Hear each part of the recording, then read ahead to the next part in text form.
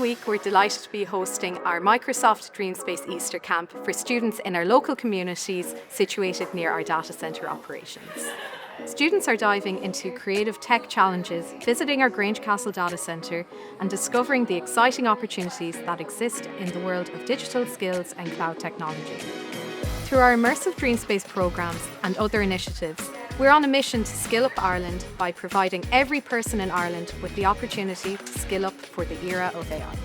Data centres are the backbone of our digital lives. Every time we stream a film, send a message or use our online banking, a data centre is working in the background to power these key services.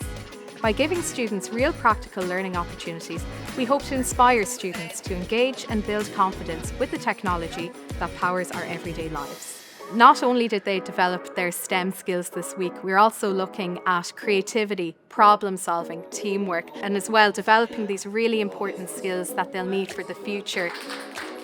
I picked up the skills of communication because we worked in a team, and a lot of computing skills.